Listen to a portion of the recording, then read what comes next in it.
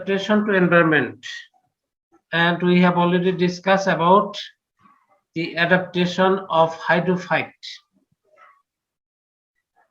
Now we want to discuss about a new topic, that is plant adaptation under xeric condition, which is also known as adaptation of xerophyte.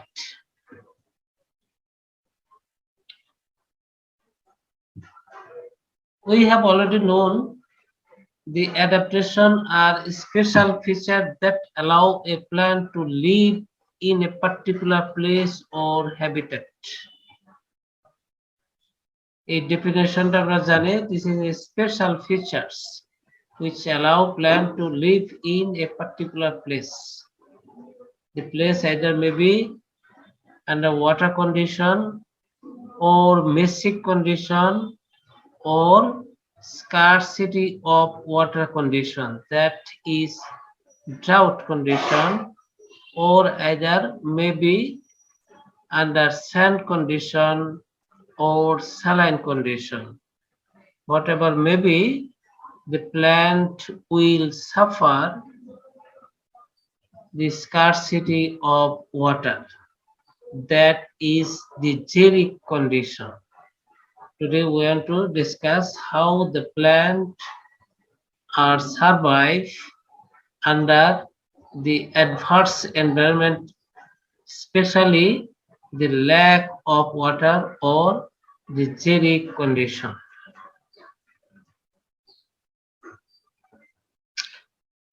So what is xerophyte? Phyte means plant. Xero means scarcity of water. So the plant xerophyte is the plant which can survive under scarcity of water.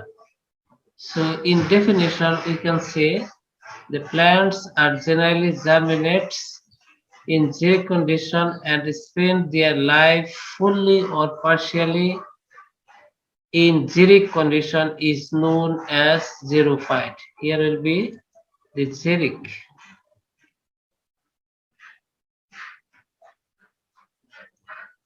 In xeric is known as xerophyte. So xerophyte, if we see in the picture,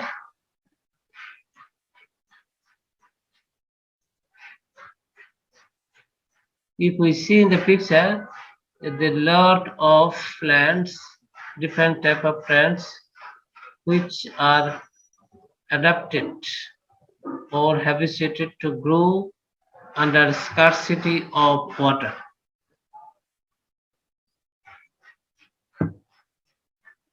So the type of xerophyte, the xerophytic plant can be classified as depending on the habitat features. The habitat, either the habitat in the soil or in the sand or in the rock or in the good soil or in the saline condition. So we can say the samophyte, the plants which can grow on sand, or the plant which are normally grow under sand condition. This is samophyte. Another one is the lithophytes. The plant can grow on rock, normally can grow on rock, that is known as lithophytes. Another one is cycrophyte, which can grow in very cold condition, that in the cold soil, that is the Arctic region, the polar region, where the temperature is very low. Another type is the halophyte, which can grow under saline habitat. In the coastal area, mainly they can grow, that is halophyte. On the basis of salinity, the plants can be divided into two types. One is halophyte, another one is the glycophyte. Glycophyte হলো non-saline plant. The normal plant which can grow in the mesic condition is the glycophyte. The opposite is the halophyte, which can grow under saline environment or saline condition, especially the electrical conductivity is 4 and above 4.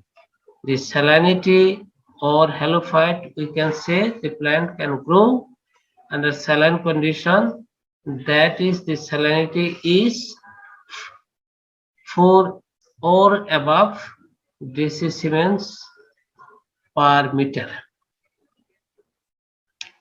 Decisiemens per meter, that is the electrical conductivity, the measuring unit of salinity. তাহলে আমরা দেখতে পাচ্ছি the on the depending on the habitat features where the plant can grow, you can say xerophyte, lithophyte, xerophyte, and halophyte.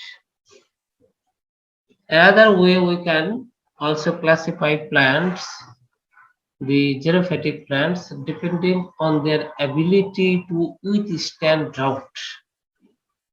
So how this plant can withstand, কতটুকু সহ্য করতে পারে, কিভাবে সহ্য করে, সেটার উপরে ভিত্তি করে আমরা প্ল্যান্টকে এই বিভিন্ন ভাগ করতে পারি। তার মধ্যে একটা হলো ephemeral অ্যানুয়ালস, succulent, perineal, non succulent, এইভাবে আমরা ভাগ করতে পারি। আর একটা ভাগ করছি আমরা যে কোন কন্ডিশনে গ্রো করে, কোন সয়েলে গ্রো করে, তারপর বেসিস করে আমরা এই চারটা ভাগে ভাগ করছি।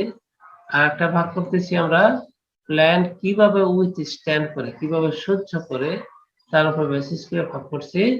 সেগুলো xerophytic প্ল্যান্ট। নাম্বার 1 আসতেছি এফিমেরাল অ্যানুয়ালস, তার মানে drought escaping plant. such xerophytic phyte plant complete their life cycle before arrival the drought condition. এই ক্ষেত্রে এই জাতীয় প্ল্যান্ট হলো যেগুলি ড্রাউট অথবা ওয়াটার স্কারসিটি আসার আগেই সে তার লাইফ সাইকেল কমপ্লিট করে থাকে, তাহলে সেটাকে বলবো আমরা ড্রাউট এসকেপিং অর এপিমেরাল অ্যানুয়ালস। এইভাবে এটাকে ভাগ করতে পারি। তাহলে এটা হলো ড্রাউট এসকেপিং, যেটা সে লাইফ সাইকেল তাড়াতাড়ি কমপ্লিট করে ফেলে। আর হলো succulent, this are drought resisting xerophyte, drought সহ্য করতে পারে। and succulent grow in habitat with less or no water but store water whenever available. এই জাতীয় প্ল্যান্ট গুলো সাকুলেন্ট হয় এবং ওয়াটার স্টোর করে থাকে, পানি থাকুক বা না থাকুক সে তার এই হ্যাবিটটা বজায় রাখে যাতে সে ড্রাউটটাকে সহ্য করতে পারে। This is the real drought tolerant plant. আর হলো পেরিনিয়াল নন সাকুলেন্ট, একটা আছে বহু বর্ষজীবী নন সাকুলেন্ট ড্রাউট রেজিস্ট্যান্স। এটা ড্রাউট রেজিস্ট্যান্স আমরা দুইটা ভাগে ভাগ করতে পারি, একটা হলো সাকুলেন্ট, একটা হলো নন সাকুলেন্ট। নন সাকুলেন্ট হলো these are drought enduring xerophyte, they grow in habitat with almost no water, they also cannot store water. During drought, growth of the plant stops and takes place only during the brief period of plenty of water supply during rainfall. এই ক্ষেত্রে সে করে কি, সে ড্রাউটটাকে সহ্য করে থাকে এবং যখন drought আসে তখন তার গ্রোথ অনেকটা স্টপ হয়ে যায়, আর যখন ওয়াটার অ্যাভেলেবল হয় তখন সে গ্রোথটা নরমাল করে বা তাড়াতাড়ি গ্রোথ কমপ্লিট করে থাকে। তাহলে এই জাতীয় প্ল্যান্টকে বলবো আমরা ড্রাউট রেজিস্ট্যান্স, যেটা হলো নন সাকুলেন্ট। আর এটা সাকুলেন্ট, সে ড্রাউট হোক বা না হোক সে সাকুলেন্স থাকে, প্রচুর ওয়াটার সেটা বডিকে স্টোর করে থাকে যাতে সে এই ড্রাউটটাকে সে মিনিমাইজ করতে পারে। তাহলে আমরা we can classify the xerophytic plant on the basis of habitat feature, যে কন্ডিশনে প্ল্যান্ট গ্রো করে তার উপর বেসিস করে আমরা দেখলাম সামোফাইট, লিথোফাইট, স্যাক্রোফাইট এন্ড হ্যালোফাইট। আর হলো প্ল্যান্ট কিভাবে উইথস্ট্যান্ড করে, কিভাবে সহ্য করে, কিভাবে সার্ভাইভ করে তার উপর বেসিস করে একটা হলো এসকেপিং আর একটা হলো ড্রাউট রেজিস্ট্যান্স। ড্রাউট রেজিস্ট্যান্স হলো সে হলো কি একটা হলো এন্ডুর করে থাকে, তার বডি সাকুলেন্ট থাকে, আর একটা নন সাকুলেন্ট। নন সাকুলেন্টের ক্ষেত্রে এই ক্ষেত্রে সে করে কি, সে ডাউট যখন আসে তখন তার গ্রোথ এন্ড ডেভেলপমেন্ট অনেকটা সিজ হয়ে থাকে বা স্টপ হয়ে থাকে। যখন রেইনফল হয় অথবা ওয়াটার অ্যাভেলেবল হয় তখন সে তার গ্রোথটা এবং লাইফ সাইকেলটা কমপ্লিট করে থাকে। তাহলে এইভাবে আমরা ড্রাউট বা জেরোফাইটিক প্ল্যান্টকে আমরা ক্লাসিফাই করতে পারি।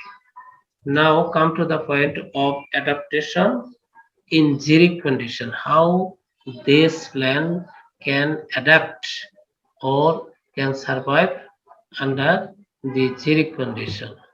So the plant can survive by the modification of their structure, body structure or organ in the following manner. Number one, modification in morphological modification, anatomical modification, and modification in physiological attributes আর modification in nutritional aspects। এইভাবে সে adaptation গুলো করে থাকে। তাহলে কিভাবে করে থাকে? সে morphological change করে থাকে, আর the plant bring their anatomical modification and also change or alter the physiological behavior and alter the nutritional behavior, which is also included in the physiological attributes. এই অ্যাসপেক্টে আমরা দেখতে পাচ্ছি যে plant say survive or adapt করে থাকে। এখন আমরা দেখি মরফোলজিক্যাল অ্যাডাপ্টেশন। আমরা বলতেছিলাম মরফোলজি, এই ক্ষেত্রে মরফোলজিক্যাল অ্যাডাপ্টেশনের ক্ষেত্রে আমরা যদি শুরু করি রুট, স্টেম, লিফ, এইভাবে আমরা শুরু করতে পারি। রুটের ক্ষেত্রে হলো কি, আমরা প্রথমে রুট আলোচনা করি। the roots show following xerophytic features. এখানে কিছু পরিবর্তন হয়, রুটের বিহেভিয়ার কিছু পরিবর্তন হয়, স্ট্রাকচার কিছু পরিবর্তন হয়, সেটা আমরা দেখি। The root system is well developed. In hydrophytic condition, we have observed that the roots are not well developed. The water is available there, therefore the roots are shallow rooted. Here the root system is well developed, that means the roots are deep rooted. The plants usually have a long and stout taproot which branch profusely. এখানে root যেটা হয়ে থাকে সেটা long এবং stout হয় এবং tap root হয় normally, and the root is profuse branched. এটা যে দেখি যেখানে অনেকগুলা রুট সিস্টেম আছে, এইটা একটা লং রুট এবং এখানে ব্রাঞ্চিং হবে, অনেকটা ব্রাঞ্চিং হবে। আচ্ছা, তাহলে সে একদম ডিপার রিজিয়ন থেকে ওয়াটার আপটেক করতে পারবে। And next point is the presence of root hair. Root hair presence হবে, যেগুলি আমরা একদম সে টার্মিনাল রুট যেগুলি যদি দেখি তার সে কোয়াটারনারি, সেখানে root hair আমরা দেখতে পাবো, so that the plant can easily absorb nutrient and water by the help of root hair. And next, the roots go deep into soil in search of water. এটা আমরা বলেছি যে root একদম deeper রিজনে গেলে সে ওয়াটার এবং nutrient search করতে পারে, এবং this process is known as root interception. Root interception হলো রুট মুভ করে করে যাবে যেখানে ওয়াটার আছে এবং নিউট্রিয়েন্ট আছে, সেই সেখানে যে ওয়াটার এবং নিউট্রিয়েন্ট অ্যাবজর্ব করবে। That means the movement of root, I mean elongation of root, enhance the structure of root, enhance the root hair, etc. And finally, the root shoot ratio is higher than 1. আমরা দেখতেছি যে রুটের যদি root length হয়, root volume হয়, root surface area হয়, root মাস হয়, সবকিছুই দেখা যায় শুটের চেয়ে বেশি হবে। তাহলে সে ওয়াটার এবং নিউট্রিয়েন্ট অ্যাবজর্ব অথবা আপটেক করতে পারবে এবং আন্ডার xeric কন্ডিশনে the plant can survive. তাহলে আমরা দেখলাম root will be modified in such way And now come to the point of shoot, how the shoot is modified. The shoot is generally hard and woody. তো shoot যেটা ছোট বলা যাই হোক না কেন, যেমন এই যে এখানে একটা প্ল্যান দেখতেছি, the picture is not clear, but the shoot is very strong, stout, very hard, and it is mostly covered with hair, wax and silica, etc. Stem, leaf এবং ফ্লাওয়ার এগুলিতে দেখবো যে আমরা এখানে ট্রাইকুম আছে, হিয়ারে ট্রাইকুম, এটা অ্যাপেন্ডিসিস, এর ওয়াক্সি লেয়ার থাকে, so that the heat can be the heat cannot be absorbed, this heat can be reflected, heat এখানে লাইটটা রিফ্লেক্ট হয়ে যাবে যদি ওয়াক্সি কভার থাকে। The stem may also be fleshy and growth remains stunted. এই যেখানে আবার succulent যখন হবে তখন এর stunted growth হয়। Some of the plants show modified stem, যেমন opuntia, and the stem also form leaf. Leaf will be small size, slender or narrow, যেমন asparagus, needle-like leaf হবে। The stem is covered with thick coating of wax and silica or dense hair. এটা আমরা বলছি যে wax থাকবে, silica থাকবে, dense hair থাকবে। Stem may be modified into a thorn. Stem অনেক সময় কাঁটায় পরিণত হয়, thorn হয়। এই জন্য যে এটা one way to minimize the transpiration loss. Transpiration loss এভাবে হতে পারে, যেমন asparagus. Leaves are very reduced, small scale-like, sometimes modified into spine or scale. Then Casuarina asparagus. Casuarina হলো ইয়ে ঝাউ গাছ, হ্যাঁ, এগুলি needle-like leaf হয়, small scale-like leaf হবে, ছোট ছোট পাতা হবে। And the lamina may be narrow or needle-like, যেটা আমরা বলছি lamina narrow হবে, needle হবে, পাইনের ক্ষেত্রে হয়, ক্যাসুরিনের ক্ষেত্রে হয়। তার মানে কি leaf is modified, broad leaf is modified into narrow or small leaf to reduce the transpiration loss. Transpiration loss K minimize করার জন্য the plant is modified or adapted into a small leaf structured plant. Come to the point of the leaves. The leaves are modified in such a way that water loss due to transpiration reduced to minimum. এটা আমরা বললাম, আলোচনা করেছি যে লিফটা এটার স্ট্রাকচারটা এমন হবে যাতে স্মল হয়, যাতে ট্রান্সপিরেশন লস কম হয়, অথবা উপরে কিউটিকল থাকবে অথবা ওয়াক্সি লেয়ার থাকবে যাতে ট্রান্সপিরেশন কম হইতে পারে। তারপরে এই হিসেবে আমরা লিফকে ফলোইং ক্যাটাগরিতে ভাগ করে দিই। একটা sclerophyllous, sclerophyllous leave stiff and hard, sclerenchyma tissue থাকবে লিফের ভিতরে, যেমন জেরোফাইটিক প্ল্যান্টের লিফগুলো শক্ত হয়, হার্ড হয়, due to the presence of sclerenchymatous tissue. আর আছে trichophyllous, leaves are covered with hair, trichome থাকে, ট্রাইকোম থেকে ট্রাইকোফাইলাস, ট্রাইকোম থাকে, হেয়ার স্ট্রাকচার থাকে, এই হেয়ার স্ট্রাকচার থাকাতে লাইট রিফ্লেকশন হয়, হিট ট্রান্সমিটেড হয়ে চলে যায়, এখানে হিট এখানে অ্যাবসর্ব হয় না। আর তো microphyllous, leaves are smaller in size and reduce, যেটা অ্যাসপারাগাসে, পাইন এগুলিতে, ক্যাসুরিন এগুলিতে আছে। আর ট্রাইকোফাইলাস আছে আমরা নিরিয়াম, যেটা করবিতে আমরা পেয়ে থাকি।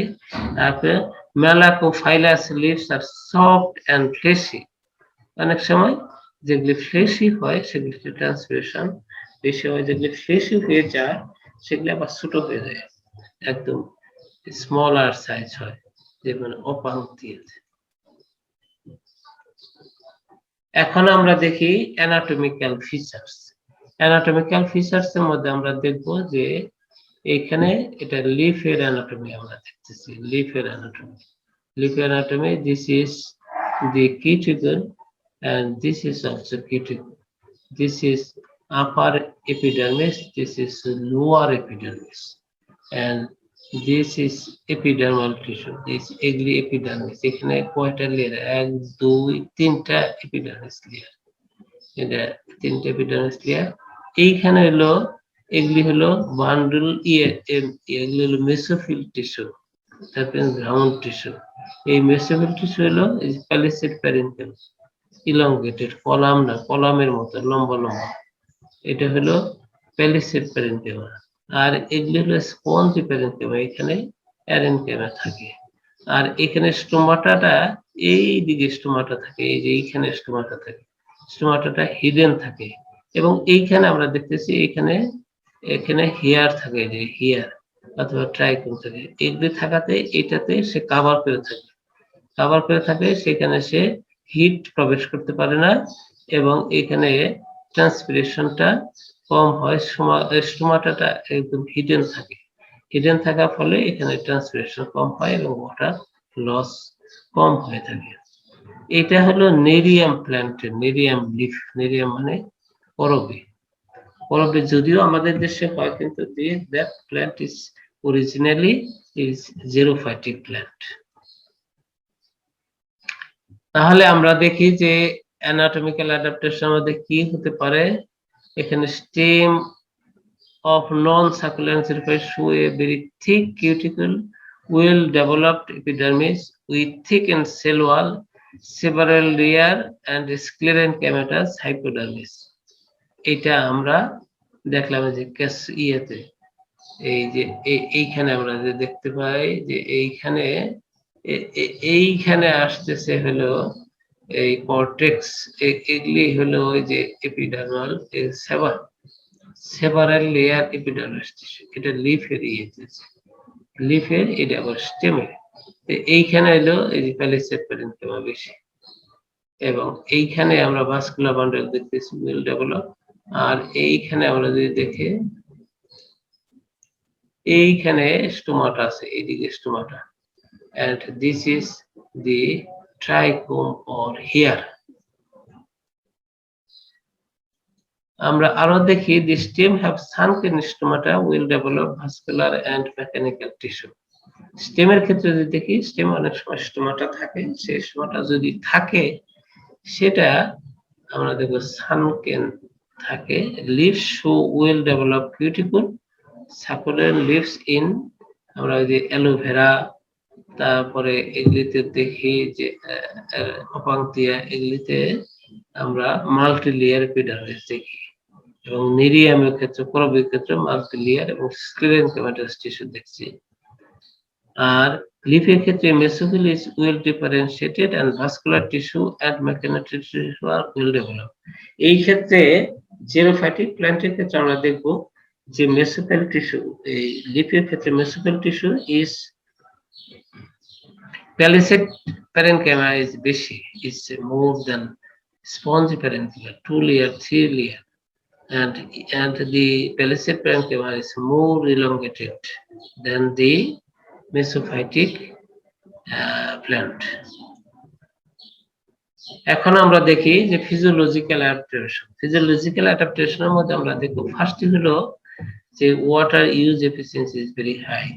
The plant can use the less amount of water for produce more biomass despite of mesophyte and hydrophyte. Xerophytic, the chemical, some of the chemical compound are forming. Chemical cellulose, suberin, এগুলি থাকে। সুবেরিনটা এখানে ইয়েতে থাকে, epidermis, এন্ডোডার্মিসে deposition হয়ে থাকে। এবং কিছু কিছু enzyme, some of the enzyme যেমন ক্যাটালেজ, পারঅক্সিডেজ এবং কিছু অ্যামাইনো অ্যাসিড যেমন প্রোলিন, গ্লাইসিন, বিটাইন, এগুলি সিনথেসিস হয় বা এগুলি ফরমেশন হয় in the xerophytic plants compared to mesophyte and hydrophyte. আমরা যদি xerophyte, mesophyte, hydrophyte এর লিফের এই এনজাইমগুলো অ্যানালাইসিস করি, তাহলে এই এনজাইমগুলো xerophyte এর বেশি পাবো। আরেকটা হলো the capacity of xerophyte to survive in long period of drought is due to resistance of hardened protoplasm to heat and desiccation. এই ক্ষেত্রে প্রোটোপ্লাজমটা একটু হার্ডেন থাকে, শক্ত থাকে, যাতে ডেসিকেশন লস হইতে না পারে, হিট তাকে ড্যামেজ করতে না পারে। The xerophyte have very high osmotic pressure বেশি থাকে, that is why the plant can absorb more water. তাহলে এগুলো those are the physiological attributes which are modified under xeric condition. তাহলে আমরা কি শিখলাম?